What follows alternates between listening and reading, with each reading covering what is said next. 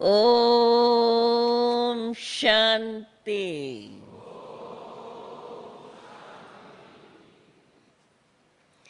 तो आज बाप दादा बोले, मीठे बच्चे,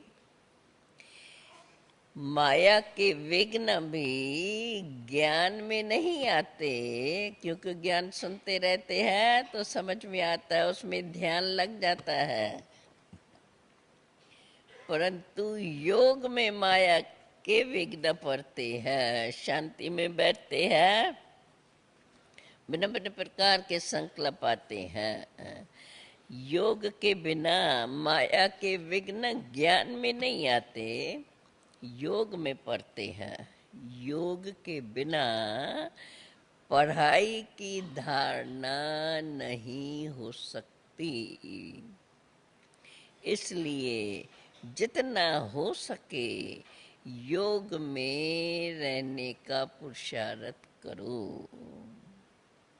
प्रश्न है, बाबा गिरे हुए बच्चों को किस विधि से ऊपर उठा लेते हैं?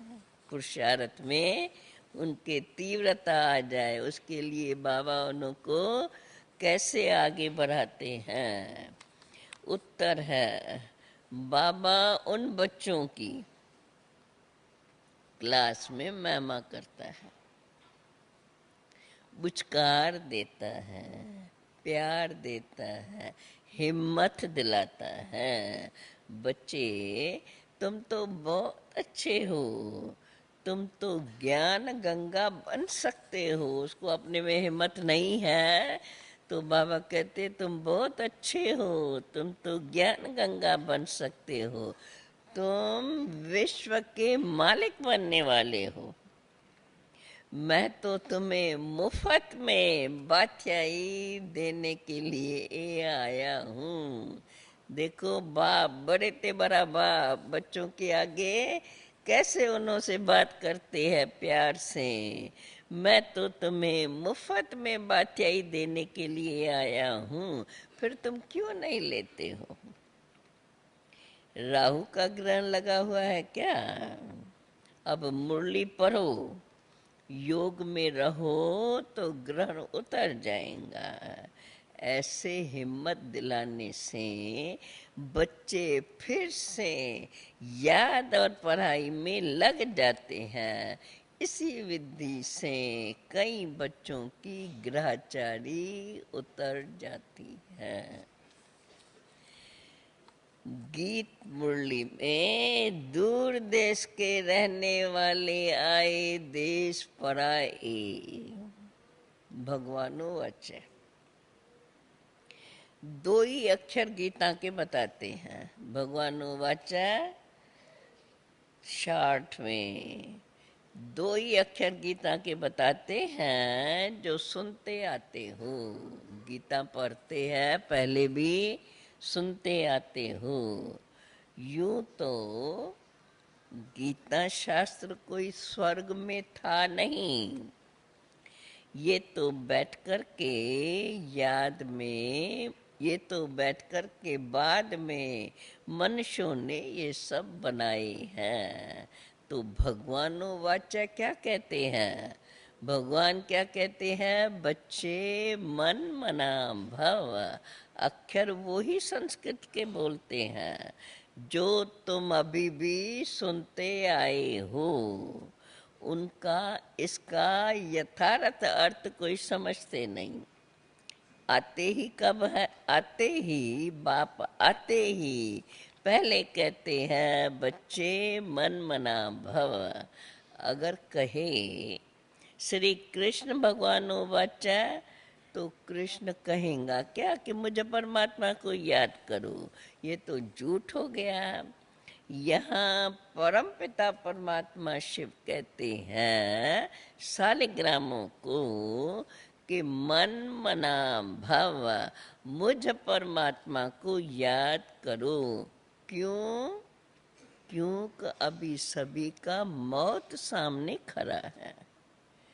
गुरु लोग, भाई बंधु आदि जब कोई मरने के हालत में होते हैं तो कहते हैं ना, देखते हैं ये मरने वाला है, ऐसे अंतिम श्वास पर है, तो कहेंगे भाई अभी राम कहो, राम कहो, कृष्ण कहो, या तो उनके चित्र उनके सामने रख देंगे तो इसको ही देखते रहो तो वही ख्याल आवे, राम का, कृष्ण का, हनुमान का, उनके गुरु का यहाँ चित्र दे देंगे।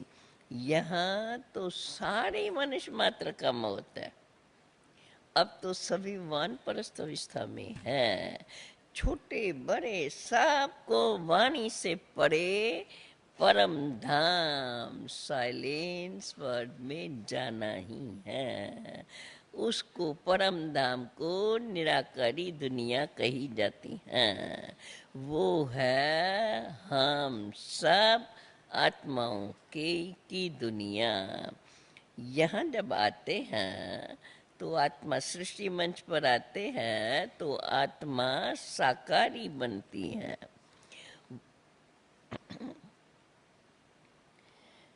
वहाँ जब आत्मा परम धाम में है तो वहाँ चोला नहीं है, शरीर नहीं है। यहाँ ये शरीर रूपी चोला धारण कर पाठ बजाती हैं। अभी बाप कहते हैं तुम बच्चों को, बच्चे अब तुम्हें मैं आया हूँ वापस ले जाने के लिए। मैं हूँ कालों का काल। देखो अमृतसर में एक अकाल तख्त भी रखा है। अकाल अर्थात जिसको काल न खा सके। अब कालों का काल स्वयं कहते हैं मैं तुमको वापस ले जाता हूँ, फिर तुमको पाठ बजाने आना है। कब आना है वो बाद में देखना। सृष्टि में, सृष्टि के आदि में पहले किसका पाठ चला? क्योंकि ये सृष्टि तो वैरायटी धर्मों का झाड़ है, सब नंबरवार ही आते हैं। तो पहले पहले है देवता धर्म। अब वह देवता धर्म प्राय लोप है, तो उसका ज्ञान भी लोप है। शास्त्रों में कहाँ से आया वो ज्ञान? जिस सहज राजयोग से वे देवता बने वो ज्ञान तो गुम हो गया।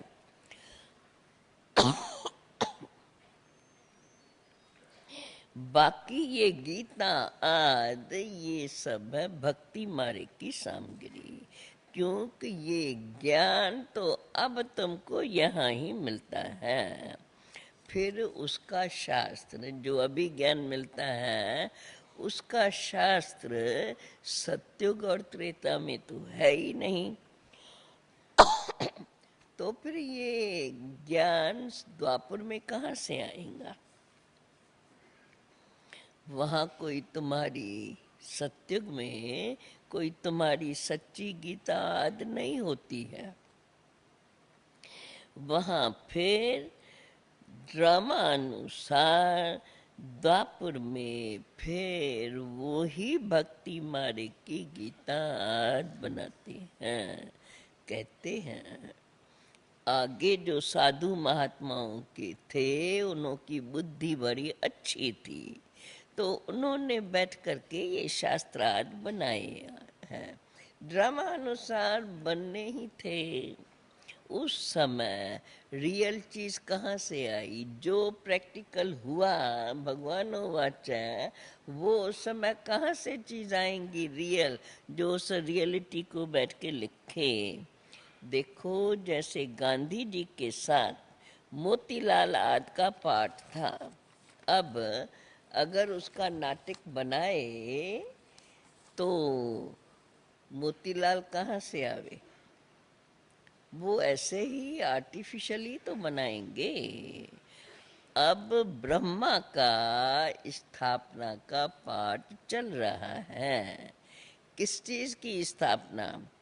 तुम बच्चे जानते हैं देवी देवता धर्म की स्थापना सत्युग के लिए हो रही है। इसलिए बाप कहते हैं बच्चे मुझे याद करो तो तुम मेरे पास आ जाएंगे। यहाँ बैठे हो तो बैठकर टेप सुननी चाहिए या मुरली रिपीट करनी चाहिए या योग में बैठना चाहिए तो तुम्हारे विक्रम विनाश हो। सारा दिन तो काम में ही रहते हो, वहाँ तो योग में मुश्किल रहते होंगे। उसमें माया भी बहुत विघ्न डालती है। माया ज्ञान से नहीं हटाती, परंतु माया योग लगाने से हटाती है। संकल्प विकल्प योग में रहने नहीं देते। पढ़ाई में इतने विघ्न नहीं पड़ते हैं। हाँ, अगर योग में नहीं होगा तो पढ़ाई की भी धारणा नहीं होगी। वैसे तो कहा जाए ज्ञान से योग भी सहज है। अगर ज्ञान समझ में आ जाता है तो ज्ञान से योग भी वास्तव में है सहज। देखो, बूढ़ी बूढ़ी माताएं कहती हैं, बाबा हमारी बुद्धि में इतनी पॉइंट्स तो बैठती नहीं है। तो बाबा उनको कहते हैं, अच्छा तुम सिर्फ मेरे को याद करते रहो, मेरी याद में रहो। बाप कहते हैं, हे भक्तो, भगत तो सभी है, परंतु तुम सब हो मेरे सिकीलधे बच्चे। क्यों हो सिकीलधे बच्चे? क्योंकि तुमने पूरा आधा कल्प भक्ति की है। सब तो पूरी आधा कल्प भक्ति नहीं करते हैं, क्योंकि धीरे धीरे आते रहते हैं। अब जो कल तक आते रहे वो तो अभी से वो ही थोड़ा ही समय तो भक्ति करेंगे, परंतु तुम शुरू से लेकर द्वापर से लेकर भक्ति करते आए, तुम ही तो पूज्य थे और फिर पुजारी बनते हो। वो भी बच्चों से ही मालूम पड़ता है कौन पूजा और पुजारी थे। वो भी बच्चों से ही मालूम पड़ता है। बच्चों से कैसे मालूम पड़ता है? जो आकर के बच्चे बनते हैं, जो श्रीमत पर चलते हैं, समझते हैं, तो उनके लिए समझ में आता है ये तो हमारे कुल के ही हैं, जिन्हों को पूरा निश्चय है कि हमको अब परमात्मा स्वयं पढ़ाते हैं। उन्हों को सगे बच्चे कहा जाएगा। सगे बच्चे बलि चढ़ते हैं, ईश्वर अर्थ दान करते हैं, लगे बच्चे बलि नहीं चढ़ते। इसमें वास्तव में इसमें डरना नहीं है। भक्ति में तो बलि चढ़ते आए हो, कुछ न कुछ ईश्वरार्थ दान तो करते आते हो। यह भी तो बलि चढ़ना हुआ। थोड़ा बहुत जो भी दान करते हो ये भी बाबा कहते हैं बलि चढ़ना हुआ।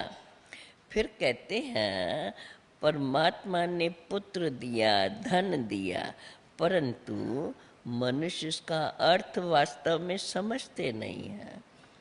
बाबा कहते हैं अभी तुम बच्चे जानते हो, ये भी बाप भक्ति का रिटर्न अल्पकाल के लिए देते आए हैं। किसको धन जास्ती मिलता है तो उसने पूर्व जन्म में धन दान किया है तो उसके रिटर्न में उसको मिलता है, तो वो भी बाप उसको रिटर्न में अल्पकाल के लिए देते आए हैं।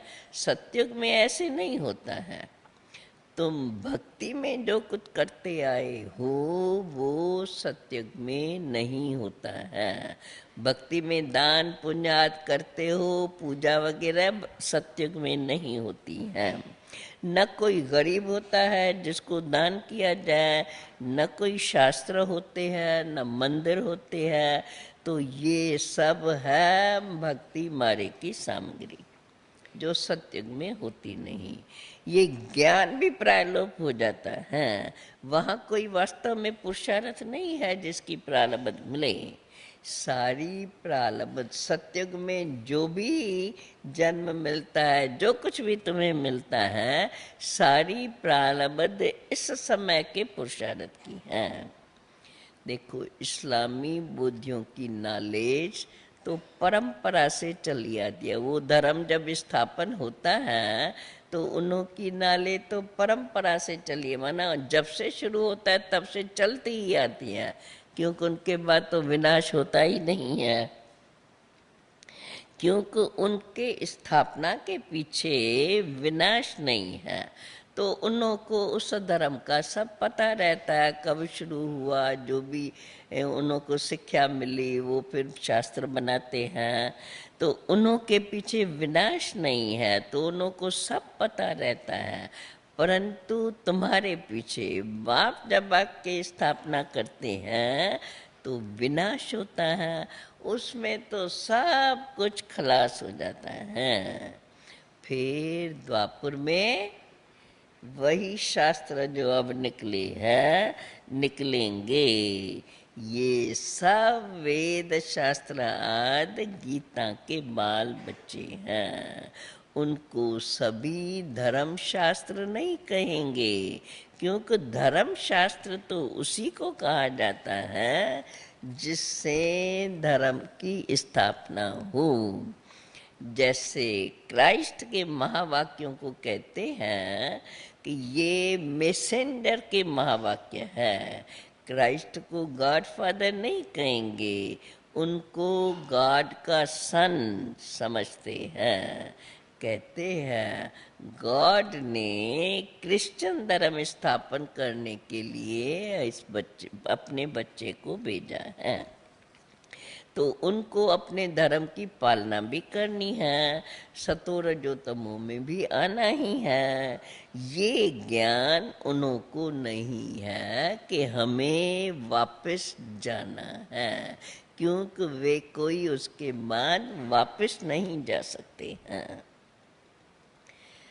अच्छा, बाबा समझाते थे, बाबा ड्रामा का ये अभी तो हमने पहले से सुना है तो समझ में आ गया, लेकिन जब शुरू शुरू में बाबा बताते आए तो ये नई नई बात, रोज कोई न कोई नई नई बात आती रहती है। बाबा समझाते थे कि इन्होंने भल गीता बनाई है, यादगार है, देवता धर्म का शास्त्र है, परंतु उस गीता को झूठा बना दिया है। सच तो आटे में नमक मिसल है, क्योंकि पीछे बैठ के बनाई है, उस समय तो बनाई नहीं, न फिर उसका यादगार पीछे रहता है।